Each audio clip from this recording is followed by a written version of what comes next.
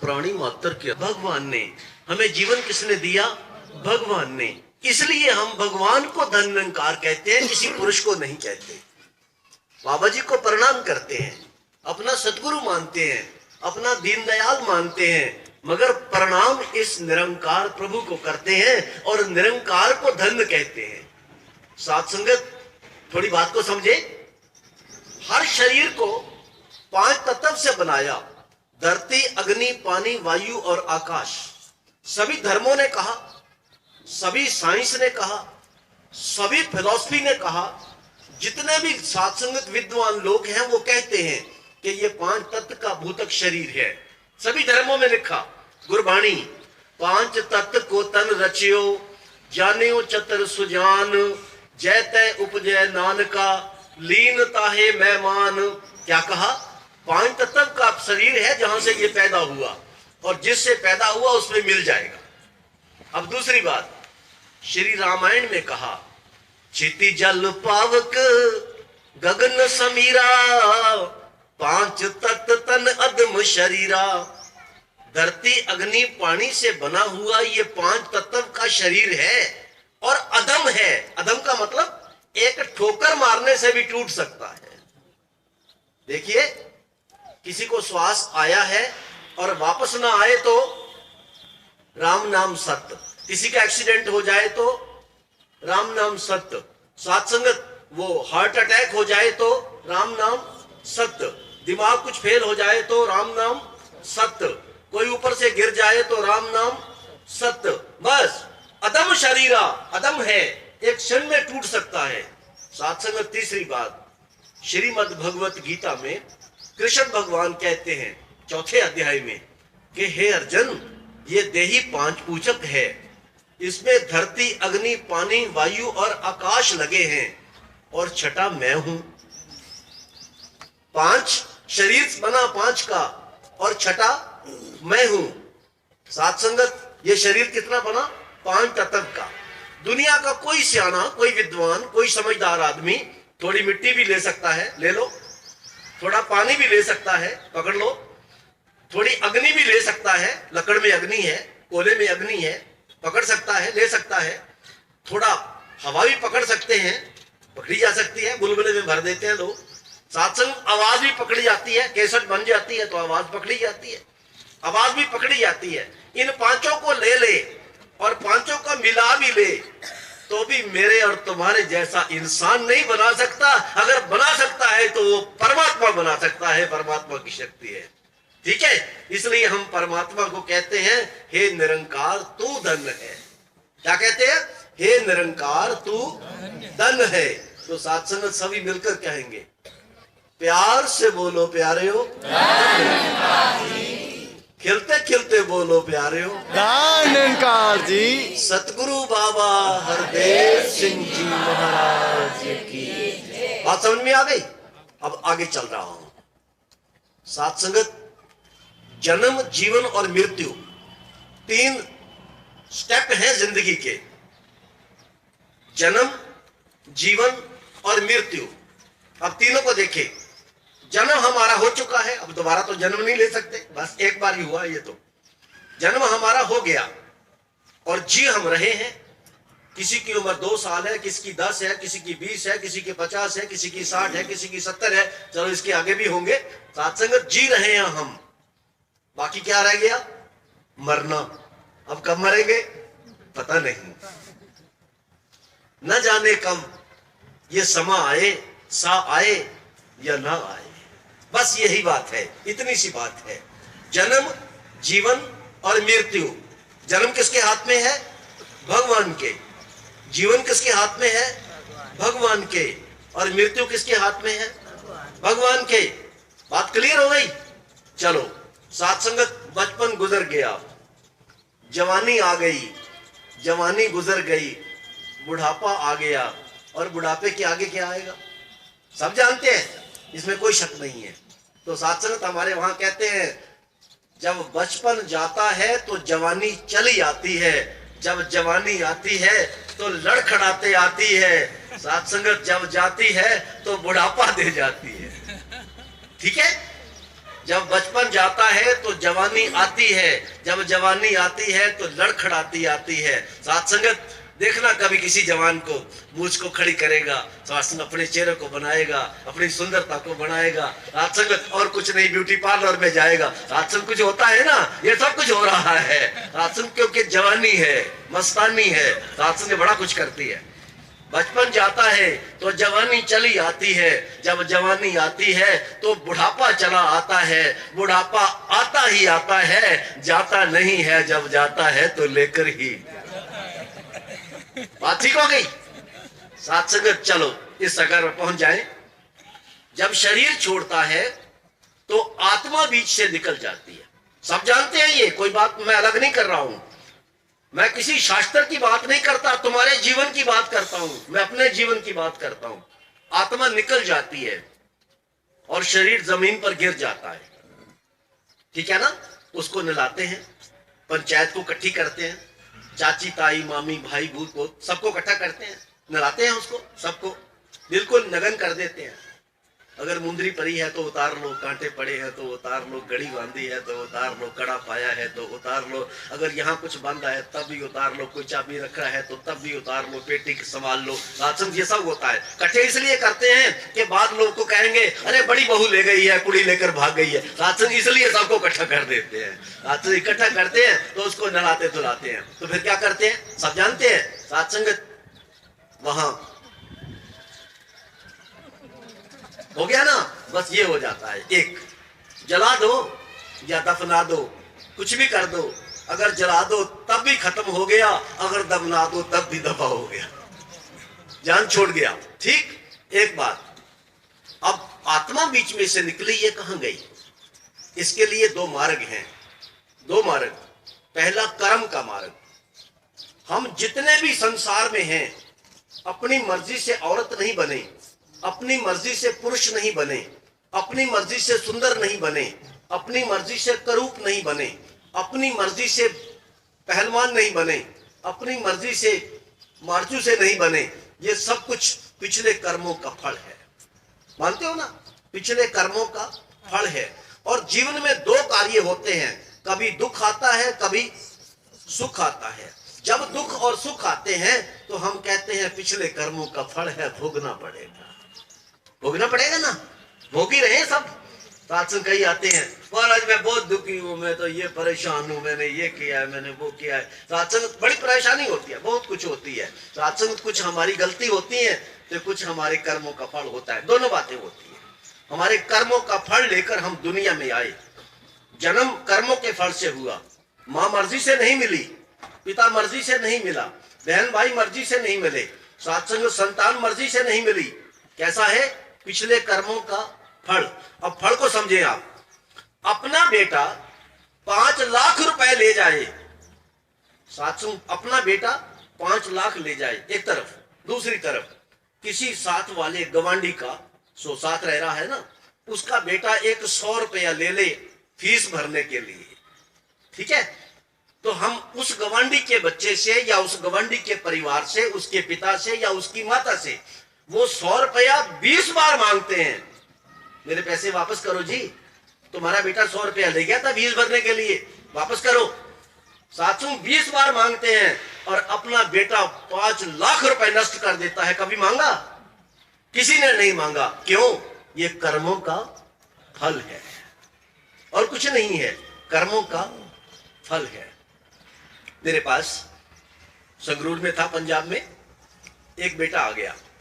आया तो कहता महाराज, स्वात आंख में से आंसू जाए, महाराज मैं एक अरदास करता हूं, कहिए। कहते आज मेरा आखिरी दिन है। क्यों? क्या हुआ? मैं अपने घर से इतना परेशान हूं, मैं आज सुसाइड करने जा रहा था, पता चला कि आप यहां सत्संग करने आए हैं। मैं कहा चलो सत्संग करने के बाद ही करूंगा, पहले मैं सत्संग कर ले। चलो अच्छा हुआ ये भी। मैं क्या बेटा इतनी क्या बात है, ऐसी क्या प्रॉब्लम आ गई है कि आप सुसाइड करने पर जा रहे हो? क्या हुआ आपको? साथ संगत वो रोता रोता मैंने गले लगाया प्यार से, मैं क्या बेटा 2 मिनट रुक जाओ, नमस्कार हो जाए तो फिर मेरे को मिल लेना, आप जाना नहीं है, यहाँ पास बैठ जाओ। यहाँ बैठा लिया, कहीं खिसक ना जाइए, सत्संग बिठा लिया वहां पर अपने पास। तो सत्संग होया तो मैंने पूछा बेटा क्या हुआ है, थोड़ा गले लगाया उसको, थोड़ा आग साफ की तो पूछा, मैं बेटा क्या हुआ है। कहते महाराज वो जो मेरी लुगाई है ना, हमारे घर में झगड़ा बहुत होता है, 8 दिन हो गए खाना बाजार से खाता हूं, घर में लुगाई है, बच्चे हैं, परिवार है, झगड़ा होता है, इतना झगड़ा होता है पूछे ना कुछ। हम गाली गलौज पर भी आ जाते हैं, कई बार मैंने भी थप्पड़ लगाया है, एक दिन मेरे भी उसने लगा दिया है। राजसंगत होगा ही कुछ ना कुछ तो। राजसंगत वो मेरे साथ एक महात्मा बैठे थे, वो कहते महाराज भांडे तो खड़क ही जाते हैं। सत्संग वो बेटा कह रहा है अगर खड़क जाए तो कोई बात नहीं, यहाँ तो चिब पड़ गए हैं, 8 दिन हुए रोटी घर में नहीं पक रही। सत्संगत दास ने बड़ा सीरियस होकर उसको कहा, बेटा आपकी शादी कितने साल हो गए, घर में कितने लोग हो। कहते महाराज 4 हैं। शादी कितनी हो गई। कहता जी 6 साल हो गए। ठीक है, घर में चार लोग कौन है आप। जी मैं हूं, मेरी पत्नी है, 2 बच्चे हैं। बच्चे कितने हैं। कहते लड़का 3 साल का है और लड़की है, एक बेटी है, वो 1 साल की है। मैं क्या फिर घर में झगड़ता कौन, लड़ता कौन है। कह जी मेरी लुगाई, वो लड़ती है मेरे से, क्या करूं, बहुत बहुत मुश्किल में हो, बस मेरा आज आखिरी दिन। मैं कहा नहीं बेटे नहीं, ऐसा नहीं मानते। मैं कहा मेरे को ये बताओ, सच्ची बताना आप कि आपने कहीं जाकर मन्नत मांगी थी, कहीं मंदिर में, गुरुद्वारा में, कहीं और जगह पर जाकर मन्नत मांगी थी कि मेरी शादी इससे हो जाए। कहते महाराज क्या कह रहे हो, मैं तो शादी के बिना ही रह जाता, मन्नत क्या मांगनी थी, ऐसी औरत से मैंने क्या लेना था। चलो कोई नहीं मानेंगे ना। कहते नहीं मांगी, चलो घर जाकर ना अपनी औरत से पूछ लेना यहाँ आई है वो। कहते नहीं है, नहीं आई है, आती नहीं है, जब मैं आता हूं तो वो नहीं आती है, जब वो आती है तो मैं भी नहीं आता हूँ। ऐसा कुछ हो गया है। चलो नहीं क्या वो नहीं आई है, चलो उसके घर से जाकर पूछना कि भाई आपने कहीं कोई मन्नत मांगी थी कि मेरी शादी उससे हो जाए, ऐसा कुछ मांगा। कहते ना महाराज ये भी नहीं। अगर हम थप्पड़ पर आ गए हैं तो फिर इससे ज्यादा और क्या होगा, वो कैसे मांगेगी, ऐसे पुरुष का हो गया। सत्संगत मैंने कहा बेटा वो तो नहीं है, आप है मेरे पास, मैं एक बेनती करना चाहता हूं। तुमने मन्नत नहीं मांगी, उसने मन्नत नहीं मांगी, फिर तुम्हारी शादी उससे क्यों हो गई, ये क्यों हुई। कहते महाराज कोई पिछले जन्म का लेना देना होगा, इसलिए हो गई। मैं कहा ठीक मानते हो ना, पिछले जन्म का कुछ लेना देना है तभी शादी हुई ना आपकी। कहते हाँ बिल्कुल, मतलब तूने उनका कुछ देना है। कह जी हाँ जरूर देना है। मैं कहा उसने आपका कुछ देना है। कह जी जरूर देना है। मैं कहा वो तो नहीं है, अब मैं क्या करूं, वो तो दे या ना दे देने वाले की जाने, मगर तुमने तो देना है। कहते हाँ देना है जी। मैं कहा फिर देना है तो सीधे ढंग से दो, जितनी तनख्वाह आई उसके हाथ में पकड़ा दो, जितनी हाथ का तनख्वाह है ना उसके हाथ में पकड़ा दो। कहता यही तो वो चाहती है। मैं कहा जी कोई बात नहीं, आप उसके हाथ में तनख्वाह पकड़ा दो और उसको ये बोलो कि देखो मैंने 300 रुपए तनख्वाह आपके हाथ में पकड़ा दी है, मेरे को 2 रुपये रोज खर्चा चाहिए। 30 दूनी कितने हो गए, 60 रुपए। तेरे को 60 रुपए चाहिए ना, उसको बोलना कि मेरे को 2 रुपये खर्चा चाहिए, आप मेरे को सुबह हर रोज 2 रुपए दे देना, बस इससे मेरा कुछ लेना देना नहीं है, बाकी घर का काम तुम चलाओ। कहते महाराज होगा नहीं। कैसे, तो वो मानेगी नहीं। क्या यार ये तो बड़ी सीधी सी बात है कि तुम 300 के 300 उसको लियाकर दे दो और वो 2 रुपए तुम्हें देना नहीं मानेगी। जरूर मानेगी, कोई घबराने वाली बात नहीं है। और बात यह हो गई कि तुमने उसका कुछ देना है, तो अब देना है तो सीधे होकर दो, झगड़ते क्यों हो, सीधा होकर दे दो ना। कहते महाराज फिर। मैं क्या आपने 300 का 300 उसको दे देना है और आप एक प्रतिज्ञा करो मेरे पास कि वो गाली दे, वो बुरा कहे, वो कुछ भी कहे, तुमने बोलना नहीं है, क्योंकि तुमने देना है। अब कोई से देना भी हो तो फिर आगे से लड़े भी सही, तो अच्छी बात तो नहीं है। कहते जी नहीं, ये तो बात ठीक है आपकी। मैं कहा तुमने देना है इसलिए तुमने नहीं बोलना, वो कुछ भी कहे। साथ संगत वो घर गया, अब बात समझ में आ गई।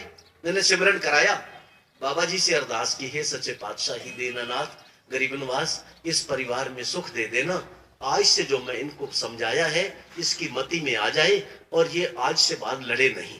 मैंने बाबा जी को अरदास करके उसको घर में भेज दिया, सत्संग भेज दिया। तो वो घर गया तो अब जब झगड़ा है तो कुछ ना कुछ तो होगा ही होगा। वो जनानी बोले, एक बार, दो बार, तीन बार, चार बार, सब कुछ किया। सत्संगत बोलती गई। सत्संगत उसको कहती है, अरे तेरे मुंह में क्या डाला हुआ है, बोलता ही नहीं, लड़ता ही नहीं आज तू। सत्संग वो कहती है, महापुरुषों मेरे को ना आज महात्मा ने कसम चुकाई है कि मैंने आपसे लड़ना नहीं, मैंने आपका देना है, मैं अपनी पूरी तनख्वाह आपको दे दूंगा, आपने 2 रुपये मेरे को देना है, बस आप सुबह मेरी जेब में 2 रुपए डाल देना। वो भी मेरे को एक बार चाय पीता हूँ, कुछ ऐसा कुछ चाहिए, दफ्तर जाता हूँ तो कुछ ना कुछ किसी को आ जाए उसको लिए चाहिए। तब 725 पैसे चाय के होते थे, बस इतना ही सत्संग चाय का खर्चा था, इससे ज्यादा नहीं था। सत्संग 2 रुपए मेरे को रोज चाहिए, आप मेरे को दे दो, बस मैं इतने से काम चलाऊंगा, घर का खर्चा आप खुद चलाओगी। सत्संगत वो जनानी के भी दिमाग में बात आ गई, भाई बात तो बन गई, जो मैं चाह रही थी वही कुछ हो गया, ये तो बात तो बिल्कुल ठीक हो गई। सत्संगत वो फिर बोली, वो कौन था महात्मा?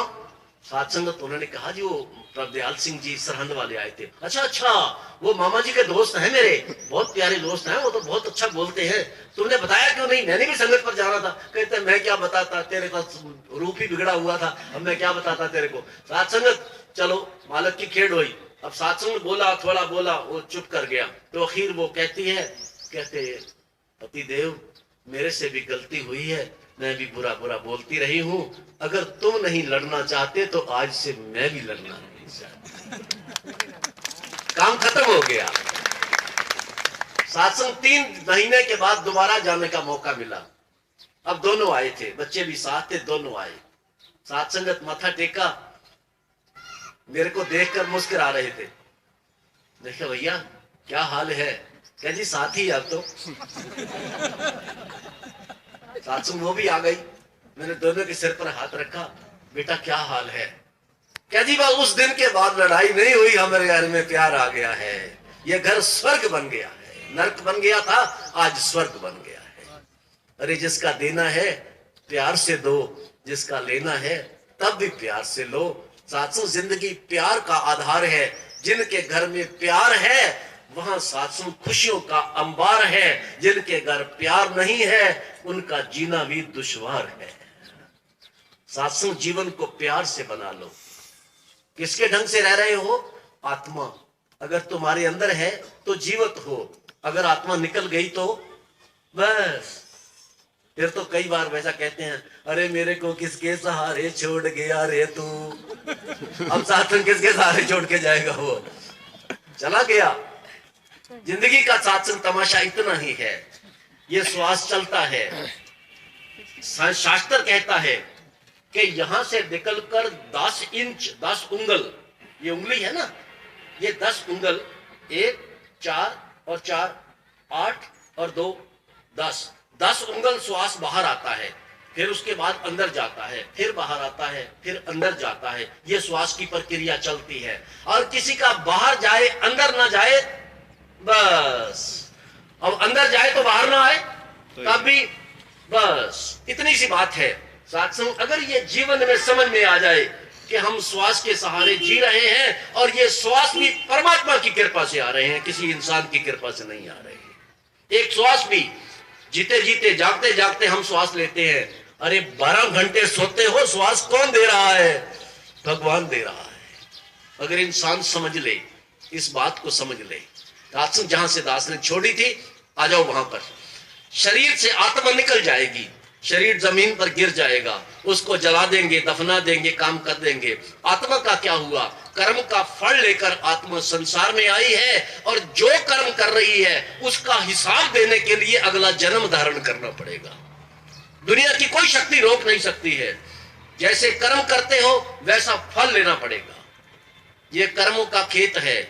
जिहा बीजे सो लूणे कर्म संदड़ा खेत।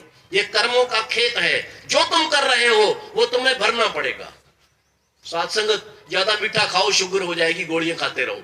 चलो सत्संग ज्यादा गुस्सा करोगे तो ब्लड प्रेशर अप होना शुरू हो जाएगा, फिर सत्संग मतलब हार्ट की दवाई खाते रहो।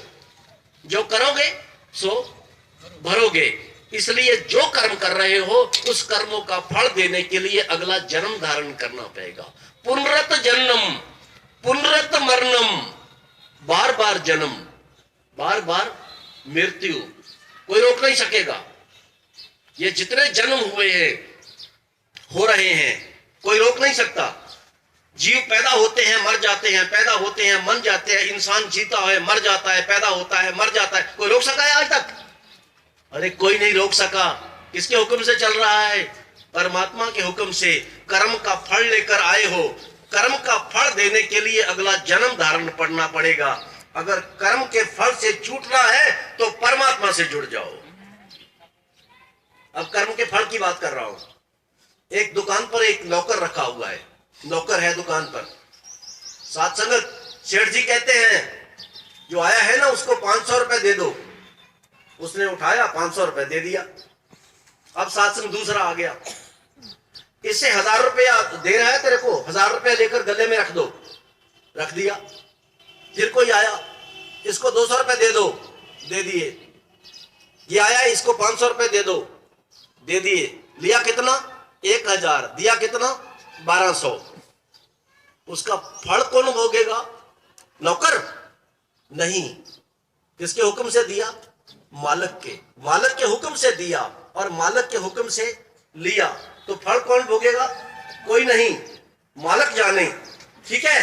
अगर जिंदगी में ऐसे जीना आ गया, जो कर रहा है परमात्मा कर रहा है, जो दे रहा है परमात्मा दे रहा है, जो मैं कर रहा हूं ये परमात्मा करवा रहा है, आप कर्म के फल से बाहर हो जाएंगे। मगर तरीका सिर्फ ये है, शासन तरीका ये है, जब बच्ची की शादी किसी पति से हो जाती है तो करता धरता पति बन जाता है, पत्नी दोषी नहीं होती है। ठीक है। अगर कोई शिष्य भगवान का हो जाए तो करता धरता भगवान हो जाता है, शिष्य पर शासन कोई दोष नहीं होता। होता कैसे है? ज्ञान से। दूसरा कोई मार्ग नहीं है। हरि व्यापक सर्वत्र समाना, प्रेम से प्रगट होए मैं जाना। हरि सर्वत्र समाया है। कहां है परमात्मा? हर जगह पर सर्वत्र समाया हुआ। सर्वत्र का मतलब हर जगह पर समाया हुआ है। अरे देखना जरा, तुम्हारी खाट पर भी है, तुम्हारे बेड पर भी है, तुम्हारी रसोई में भी है, तुम्हारी बाथरूम में भी है, जिस घर में रहते हो उस घर में भी है। जरा बाहर देखना, गली में भी है। जरा सात्संग देखना, दुकान में भी है। सब कहते हैं ना पत्ते पत्ते में है, कण कण में है, जर्रे जर्रे में है, तो वहां भी होना चाहिए। अरे जहां तुम बैठे हो यहां भी है। साथ संगत जिनको ज्ञान है वो देख रहे हैं, जमीन से आसमान तक है। साथ संगत जिनकी नजर है वो देख लेते हैं जहां तक है। जानते हैं, ये समझ आ गया, ये निराकार है, ब्रह्म है, ईश्वर है। मेरे सतगुरु बाबा हरदेव सिंह महाराज कोई नाम नहीं देते, कोई सिमरन नहीं देते, कोई भजन नहीं देते, कोई समाधि नहीं देते, कोई अंतर ध्यान नहीं देते, कोई नाभि ध्यान नहीं देते, कोई कंठ ध्यान नहीं देते, कोई त्रिकुटी ध्यान नहीं देते। परमात्मा का दर्शन करवाते हैं। किसी धर्म में नहीं हो रहा है। सत्संग ये जितने बैठे हैं इनको परमात्मा का दर्शन हुआ है। मैं परमात्मा को देख रहा हूं। अरे तुमने देखना है तो तुम भी देख सकते हो। बड़ी सीधी सी बात है। अगर सबको दिखाई दे सकता है तो तुमको भी दे सकता है भैया। ऐसे सत्संग भ्रम में नहीं रहना। सत्संग एक और बात है, लोग सत्संग कई बार ये पूछते हैं, अरे ये तो आदमी को मत्था टेकते हैं, ये तो कुड़ी को मत्था टेकते हैं, बुढ़ी को मत्था टेकते हैं। अरे माफ करना भाई, माफ करना, थोड़ा मेरे को माफ करना। सबसे माफी मांगता हूं। साथियों, दुनिया इंसान की बनाई हुई मूर्त की पूजा करती है, हम भगवान के बनाए हुए इंसान की पूजा करते हैं। सत्संग मूर्ति पूजा वो भी करते हैं मगर इंसान की बनाई हुई है, हम भी करते हैं, ये भगवान की बनाई हुई है, इसलिए इनको नमस्कार करते हैं। दूसरी बात समझ में आ गई कि सबके अंदर क्या है? भगवान। तो जिसको दिख रहा है वो तो सत्संग शिव शंकर बन गए, वो तो सत्संग हरि नारायण बन गए, वो तो शिव पार्वती बन गए। सत्संग समझ में आ गया। जिसको माँ में भगवान दिख रहा है साथ संगत वो तो देवी बन गई, जिसको पिता में भगवान दिख रहा है वो तो शंकर बन गए। इसीलिए निरंकारी परिवारों के अंदर प्यार की भावना रहती है, माँ बाप की सेवा होती है, बहन भाई की सेवा होती है, सबका सत्कार होता है, सबका आदर होता है, पति को भगवान की तरह पूजा जाता है, पत्नी को लक्ष्मी की तरह पूजा जाता है, क्योंकि समझ में आ गया है कि सबके अंदर परमात्मा समाया हुआ है, तो मेरी पत्नी के अंदर भी परमात्मा समाया हुआ है। सत्संग सब में है ना, तो सत्संग ये बात समझ में आती है। इसलिए मेरे प्यारे आत्माओं, सत्संग जितने आप बैठे हो, शरीर का तो लोग कुछ ना कुछ कर ही देंगे, जिनके अपने होते हैं वो कर देते हैं, जिनका कोई नहीं होता तो म्यूनिसिपल कमेटी वाले कर देते हैं, ठीक है। मगर आत्मा का कल्याण सतगुरु से होगा। आज सतगुरु बाबा हरदेव सिंह महाराज आत्मा को परमात्मा का दर्शन करा रहे हैं।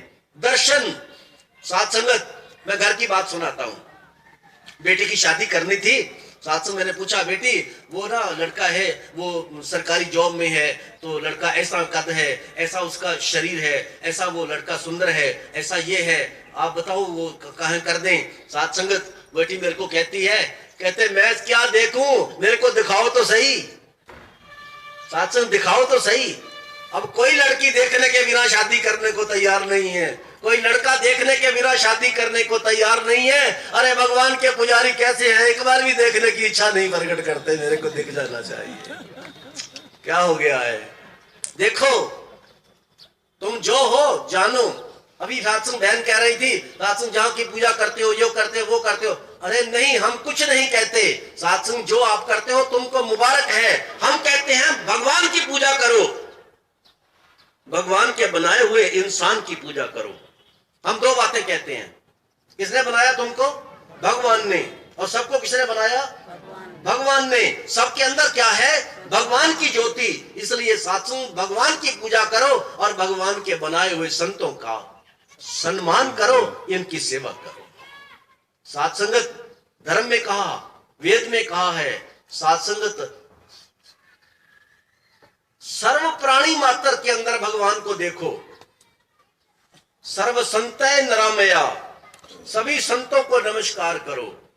सात्संग सभी संतों को, कोई मत के हैं, किसी विचारधारा के हैं, संत तो संत ही होते हैं। सात्संगत क्या बोला?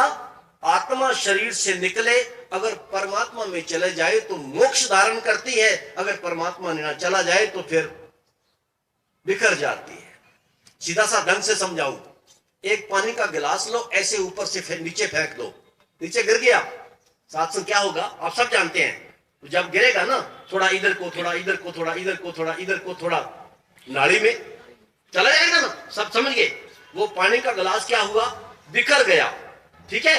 अब सात्संग दूसरा गिलास फेंकने से पहले नीचे बड़ी एक बाल्टी रख दो, तगारी रख दो, बाल्टी रख दो, कुछ कंटेनर कुछ भी रख दो, जग रख दो, जो भी रखना है, और पानी को ऐसे गिलास को नीचे गिराओ। कहां गिरेगा? बाल्टी के अंदर। सोचिए, पहला पानी बिखर गया और दूसरा पानी संभाला गया, ठीक है। दूसरा पानी संभाला गया। आत्मा को परमात्मा में डाल दो तो संभाली जाएगी, आत्मा को परमात्मा के बिना डालोगे तो बिखर जाएगी। बस इतनी बात है। निरंकारी मिशन की इतनी फिलॉसफी है। सत्संग और भी थोड़ा गहराई से देख ले तो हमारे अंदर क्या है? आत्मा। क्या है बोलो? आत्मा। आत्मा सबके अंदर क्या है? आत्मा। और पूरे विश्व के अंदर क्या है? परमात्मा। तुम्हारे अंदर है आत्मा और विश्व के अंदर है परमात्मा। जिसको मिल जाए परमात्मा वो देख ले परमात्मा। सत्संग जिसको मिल जाए महात्मा वो देख ले परमात्मा। बस इतनी सी बात है। तुम भी हो, परमात्मा भी है, मिलाने वाला चाहिए। वो गुरु होता है जो परमात्मा का दर्शन करवाता है। राम कृष्ण ते को बड़ो, तिन ने भी गुरु कीन, तीन लोक के मालके और गुरु आगे आधीन। अगर रामकृष्ण ने भी गुरु धारण किया, अरे हम क्यों डरते हैं गुरु धारण करने से? गुरु को धारण करो। और एक और बात कहता हूं, कई बार मन में ये आता है हमने तो जी गुरु धारण कर रखा है। बहुत अच्छी बात है, गुरु तो धारण किया। सात्संगत, क्या आपकी आत्मा परमात्मा में मिलकर मोक्ष को धारण कर चुकी है? अगर तो कर चुकी है तो तुमको भी मुबारक है, तुम्हारे गुरु को भी मुबारक है। अगर आत्मा ने परमात्मा में सात्संग स्थान नहीं लिया, मोक्ष को धारण नहीं किया, तो साथ संगत मैं आपसे बेनती करूंगा, जब तक आत्मा मुक्ति नहीं होगी तो सात्संग तुम्हारा कल्याण नहीं होगा। बस इतना समझना। एक डॉक्टर से इलाज नहीं होता तो हम दूसरे डॉक्टर के पास चले जाते हैं, दूसरे से नहीं होता तो तीसरे के पास चले जाते हैं, तीसरे में नहीं जाता तो दूसरे शहर में चले जाते हैं, वहां भी नहीं होता तो सात्संग दिल्ली सात्संग रिसर्च केंद्र में चले जाते हैं, अरे वहां भी नहीं होता तो मद्रास चले जाते हैं, अगर वहां भी नहीं होता तो अमेरिका भेज देते हैं। सात्संग डॉक्टर बदला कि नहीं बदला? डॉक्टर बदल लिया। स्कूल में बच्चा दाखिल किया है, पढ़ता नहीं है, स्कूल बदल देते हैं, मास्टर बदल देते हैं। सात्संग दुकान से सामान अच्छा नहीं मिला, सात्संग दुकान बदल देते हैं। महापुरुषों संत जनों, कहीं पति अच्छा नहीं मिला तो पति भी बदल देते हैं, औरत अच्छी नहीं मिली तो औरत भी बदल देते हैं। कैसा इंसान का दिमाग हो गया है, कहते हैं हम दूसरा गुरु धारण नहीं करना चाहते हैं। अरे भाई, जब तक चीनी नहीं मिलेगी तब तक तो दुकान बदलनी ही होगी, दूसरा कोई तरीका नहीं है। तुमको चीनी चाहिए ना, मीठा चाहिए, चीनी। सत्संगत, जब तक चीनी नहीं मिलेगी तो दुकान बदलनी पड़ेगी। इसलिए जब तक भगवान नहीं मिलेगा दूसरा गुरु जरूर सत्संग समझना पड़ेगा। महापुरुषों, दत्तात्रेय के सत्संग 72 गुरु हुए हैं, 72 गुरु हुए हैं। सत्संग भगवान नहीं मिला तो सत्संग अगला गुरु धारण किया। जब सत्संग गुरु के चरणों में गए तो परमात्मा से जुड़ गए। महापुरुषों, इस वहम में मत जाना मैंने गुरु धारण किया हुआ है, मुझे नाम दिया है, मंत्र दिया है, ध्यान दिया है, कुछ भी दिया है। सत्संगत बच्चे की शादी करनी है तो सत्संग एक बार नहीं, उसको फोटो दे दो, उसको नाम दे दो, उसको सत्संग कद दे दो, उसका बुत दे दो, उसका रंग दे दो। सत्संग, क्या वो शादी कंप्लीट हो गई? अरे नहीं। बेटी कहती है मेरे को पति मिलाओ, आत्मा कहती है मेरे को प्रभु मिलाओ। बस इतनी सी बात है। अगर तुम्हें मिल गया तो मुबारक है, अगर नहीं मिला तो संत निरंकारी मिशन के सतगुरु बाबा हरदेव सिंह जी महाराज इस निराकार प्रभु की ज्योत के दर्शन करवा रहे हैं। हम नाम नहीं देते, सिमरन नहीं देते, कोई साधना नहीं देते, कोई बैठना नहीं देते, चौकड़ी मारना नहीं देते, कोई सात्संगत समाधि लगाना नहीं देते, कुछ नहीं कहते। हम कहते हैं तुम परमात्मा के बीज हो। कृष्ण भगवान ने क्या कहा? यह सारा संसार मेरे में है और मैं सारे संसार में हूं। देखो कितनी सीधी बात है। मैं सारे संसार में हूं और सारा संसार मेरे में है, तो तुम किसमें हो? भगवान में। अरे भगवान में रहते हुए भी भगवान को नहीं जानते। जल में मीन प्यासी रे, प्यासी रे, मोह सुन सुन आवे हासी रे। पानी में रहते हुए पानी की समझ नहीं है। सत्संग, ये सतगुरु बाबा जी ईश्वर निराकार ब्रह्म का ज्ञान देके मोक्ष दे रहे हैं। अगर तुम्हें मिली है तो मुबारक है, मेरी हार्दिक नमस्कार स्वीकार करें। अगर नहीं मिली है तो सतगुरु के चरणों में अरदास करके अपने निराकार ब्रह्म को जाने, सिमरन करें और परमात्मा में सबिलत हो जाएं। मरने के बाद किसी को अरदास करने की जरूरत नहीं पड़ेगी, तुम्हारा काम तुम ही करके चले जाओगे। जो लोग टिकट लेकर गाड़ी में बैठ जाते हैं ना, वो सत्संग उसको कोई चिंता नहीं होती। जो गाड़ी में टिकट के बिना बैठता है वो तो सत्संगत, गाड़ी के अंदर ना कोई टिकट के बिना था, सत्संग वो ताश खेल रहे थे बैठे, उसको बोला अरे तुम भी खेल लो। सत्संग कहता भी नहीं मेरे, मैं तो वहां नहीं खेल रहा नहीं है। उसका ध्यान तो होता टीटी में, तो टीटी आ जाएगा। सत्संग मालिक के, जिसके पास टिकट नहीं ना होता है तो उसका ध्यान भी उधर ही होता है। सत्संग ने कहा अरे चौथा आदमी नहीं है हमारे पास, चलो थोड़ा थोड़ा खेलो, जितना खेलोगे बस उतना। सत्संग खेलने लग गया। अब खेलने लग गया तो सत्संग अचानक गेट की तरफ ध्यान भी था, भाई जब टीटी चढ़ा तो मैं आगे पीछे हो जाऊंगा। सत्संग बाहर गेट पर चढ़ा, उसने नीला कोट धारण किया हुआ था। सत्संग ज्यों ही चढ़ा ना, उसने पत्ते ऐसे फेंके, फटाफट जाके बाथरूम में बढ़ गया। अब ऐसे ही करते हैं ना, जिसके पास टिकट नहीं होता तो वहां से भागते हैं तो बाथरूम में बढ़ जाते हैं। अब सत्संग बाथरूम में बढ़ा, बैठा रहा बैठा रहा बैठा रहा बैठा रहा बैठा रहा। वो जो आदमी आया सत्संग वो सीट पर आकर बैठ गया। उसको कहते हैं महाराज वो तीसरा आदमी था, एक खेलता था, वो पता नहीं कहाँ चला गया है, आप पत्ते संभालो, आप खेलो थोड़ा, कोई चलो लो कहते मैं खेलता हूँ। सत्संग वो भी उनके साथ खेलने लग गया। है तो सवारी थी, मगर सत्संग जिसके अंदर भय होता है ना, तो सत्संगत फिर वो बाथरूम में बढ़ता है। सत्संगत थोड़ा देर बाद वो वापस आया ना, देखता है ये तो खेल रहा है। मुझे पूछा यार तू कहाँ गया था? कहते मैं यार टीटी समझ गया इसको, इसलिए मैं भाग गया था। जिसके पास टिकट नहीं होता वो तो भाग ही जाता है, जिसके पास टिकट होता है वो खुलेआम सफर करता है। जितनी आत्माओं ने परमात्मा को जाना है उनके दोनों दोनों हाथ में लड्डू हैं, यहाँ भी आनंद से जी रहे हैं और परमात्मा भी आनंद से सम्मिलित हो जाएंगे। जिनके हाथ में आज टिकट नहीं है वो सत्संग आज तो पता नहीं क्या होगा, कल को सत्संग जो होगा तो वो ही जाने क्या होगा। इसलिए हम समझाते हैं कि मरने से पहले परमात्मा का टिकट ले लो, तब कि तुम्हें दुनिया में कोई पूछने वाला ना हो। अपनी आत्मा परमात्मा में आनंद को धारण करे, मोक्ष पदवी को धारण करे। यही सत्संगता हमारे सत्संग का अर्थ है। और दातार प्रभु कृपा करे, जिन आत्माओं को ज्ञान है मैं उनके चरणों में बेनती करूं, अरे ज्ञान को संभाला करो, लोगों को मत देखा करो कोई क्या करता है कोई नहीं करता, क्या आता है या नहीं आता, अरे वो संगत करता है या नहीं करता। अरे तुम देखो, तुम झाड़ू मारते हो कि नहीं करते मारते। सत्संग घर में रोटी बनती है, सत्संग कोई खाए या ना खाए, फिर अगर तुम ना खाओ ना तो पेट में कुछ होने लग जाता है, होता है ना, कुछ पेट में गड़बड़ होती है ना, वो भूख के मारे।